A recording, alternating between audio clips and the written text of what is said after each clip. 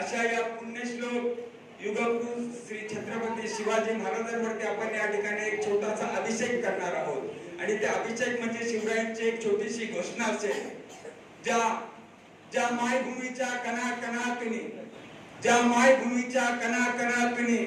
ज्यांनी राष्ट्रप्रेमाची नवसंजीवनी निर्माण केली त्या भवानी मातेचा सच्चा उपासक आणि जिजाऊ मातेचा सुपुत्र म्हणजे शेर शिवराय. इतिहासाची पानं ज्यांना भगव्या ध्वजाच्या केसरी या रंगाने रंगवली त्या छत्रपती शिवरायांची स्मृती जागून जागे व्हा तरुणांनो, जागे व्हा आणि साथ घाला आपल्या राष्ट्रप्रेमाला. बोला छत्रपती शिवाजी महाराज की जय. जय भवानी, जय शिवाजी, जय भवानी, जय शिवाजी. धन्यवाद. जगाच्या कल्याणा संतांच्या विभूती देह कष्टविधी परोपकारे आणि जिजाऊने आपला देह परोपकारासाठी झिजवला आहे. त्या जिजाऊंना प्रथमतः वंदन करतोय. 17व्या शतकाचा प्रारंभ 5 सुलतानी सत्ता या महाराष्ट्राच्या उरावरती नाचत होत्या. आदिलशाही, निजामशाही, मोगलशाही, कुतुबशाही, पोर्तुगालशाही, डच आणि फ्रेंच असे आरमार.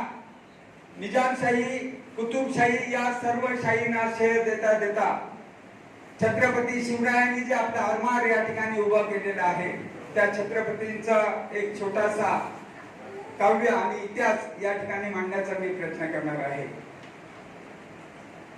एक आदिलशाहीचं राज्य आणि छत्रपती शिवरायांनी जे शह दिलेलं आहे त्या छत्रपती शिवरायांचा एक छोटासा प्रयत्न. 17व्या शतकाचा प्रारंभ 5 सुलतानी सत्ता या महाराष्ट्राच्या उरावरती नाचत होत्या. सुलतानी सत्तेचा अर्थ आणि अनर्थ एवढाच होता. घरादाराची रात्रंगोळी, संसाराची होळी, गावाच्या गाव बेचिराग केली जात होती.